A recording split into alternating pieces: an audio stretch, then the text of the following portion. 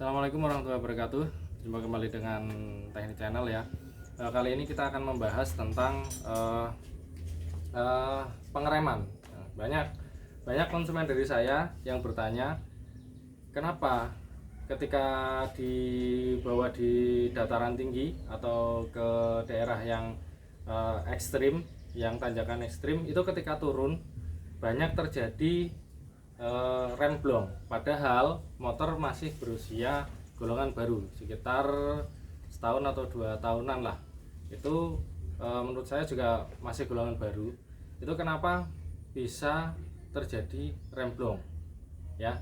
Terutama untuk yang sering berkeluh kesah adalah yang matic ya.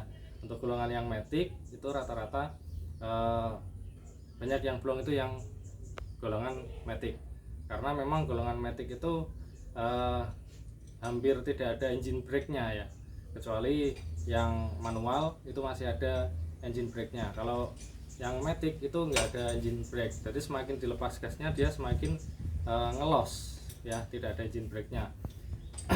Oke, saya akan menjawab pertanyaan itu dengan gini.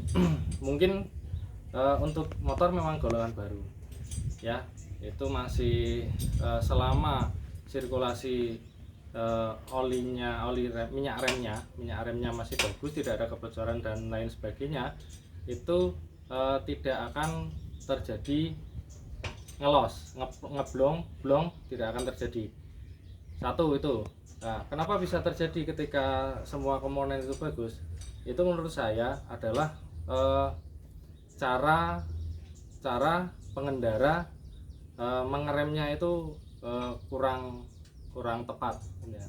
Jadi tidak dikondisikan sebagaimana mestinya. Dalam artian gini, ketika turunan panjang itu seringnya, yang saya tanya itu seringnya itu direm itu ditekan terus. Jadi dari atas sampai bawah itu ditekan terus. Jadi ketika ditekan terus itu kan otomatis pada kampasnya itu terjadi gesekan yang panjang dan akhirnya menimbulkan panas berlebih, yang kemudian minyak remnya itu panas dan menguap dan terjadilah blong. Blong itu karena panas menguap terjadi gelembung angin yang menyebabkan rem itu blong. Seperti itu teknisnya menurut saya ya. Caranya bagaimana agar tidak blong? Agar tidak blong biasanya kita sarankan seperti ini. Jadi ketika turunan panjang, kita lihat medannya dulu. Ketika panjang, kurangi kecepatan dulu standarnya kecepatan, nggak usah ngoyo terlalu cepat, harus diporsi dulu kecepatannya. Kemudian cara mengeremnya adalah satu persatu. Jadi harus yang pertama kiri dulu. Ini saya contohkan. Jadi simulasinya gini ya, simulasinya. Ketika turunan panjang itu kita rem sebelah kiri dulu. Kiri untuk yang belakang ya, kiri dulu. Kemudian ketika masih melaju agak cepat lagi, kemudian kita imbangi dengan rem kanan ya. Yang terjadi biasanya gimana kok saya bisa bilang gitu? Saya akan tanya kepada pengendara bahwa kenapa bisa seperti itu, cara ngeremnya apakah ditekan terus? Ternyata jawabannya iya, ditekan terus, berbarengan. Jadi yang depan dengan yang belakang itu berbarengan, ditekan gini terus, akhirnya timbul panas dan menyebabkan minyak rem itu timbul gelembung dan akhirnya plong ya. Caranya adalah ditekan rem yang belakang dulu, kemudian yang depan. Itu pun diporsi. Jadi direm, tambahi, kemudian lepas dikit, direm lagi, lepas dikit, direm lagi gitu. Terutama kalau yang belakang tromol yang lepas dan lepas dan tekan itu yang kanan saja, yang untuk yang ada minyak remnya ini. Jadi ini untuk menghindari panas berlebih. Jadi ketika direm itu panas, lepas sedikit itu kan terjadi pendinginan. Nah, untuk fungsinya pendinginan kan ini. Jadi untuk piringan cakram. Piringan cakram ini dibuat ada lubangnya. Ini adalah untuk pendinginan, ya. Jadi ketika di rem itu kan kampas nempel gini. Nempel, terjadi gesekan yang mengakibatkan panas berlebih kalau ditekan terus. Jadi untuk menghindari panas berlebih harus dilepas remnya dikit, terus ini berputar dan akhirnya terjadi pendinginan. Ada angin yang mendinginkan, kemudian ditekan lagi, kemudian lepas lagi, tekan lagi, lepas lagi, tekan lagi, lepas lagi. Jadi berikan kampas itu kesempatan untuk pendinginan. Seperti itu ya. Masuk ya, sudah masuk ya penjelasannya ya. Jadi berikan kesempatan pada piringan ini untuk melakukan pendinginan. Ya. Seperti itu. Caranya seperti itu.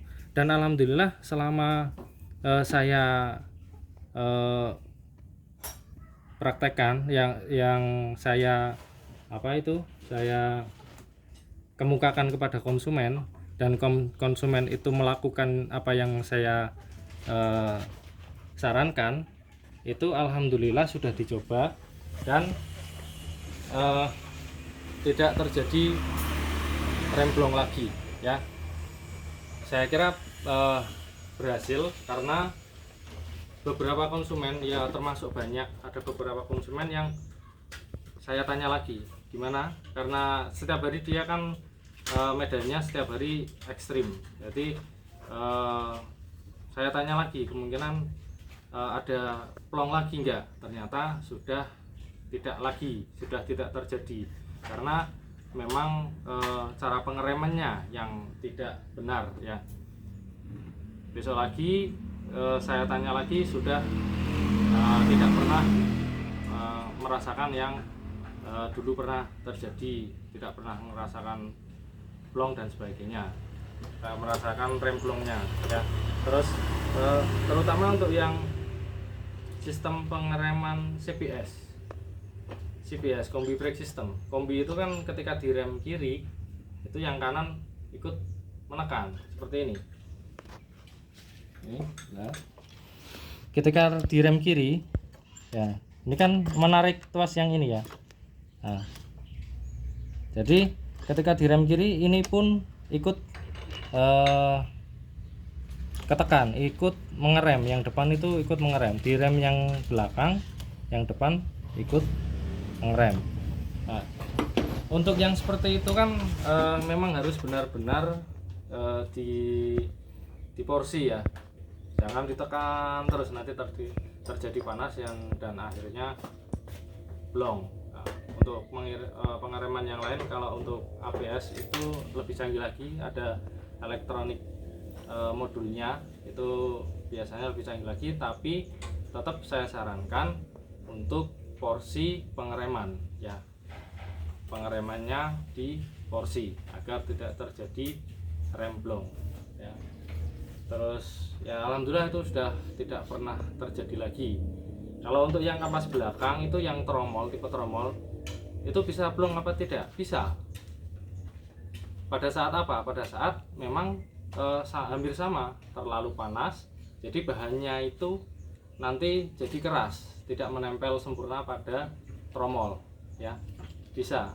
Jadi untuk intinya adalah cara mengeremnya, cara berkendaranya harus benar-benar di porsi ketika mendapatkan jalan yang turunan panjang, ya.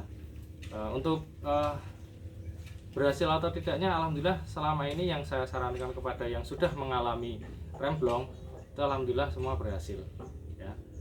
Nah, semoga bagi teman-teman yang punya masalah yang sama, silahkan dicoba untuk caranya seperti itu, ya. Untuk teknisnya seperti itu.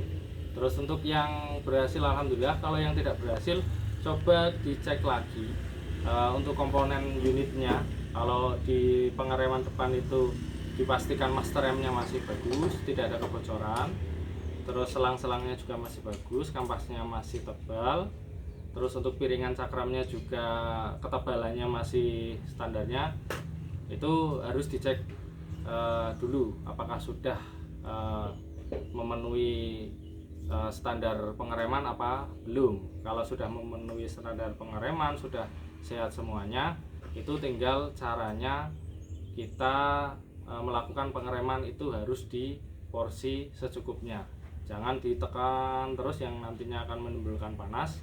Jadi harus di porsi, tekan, dilepas, walaupun sedikit dilepas itu ada kesempatan untuk pendinginan pada remnya.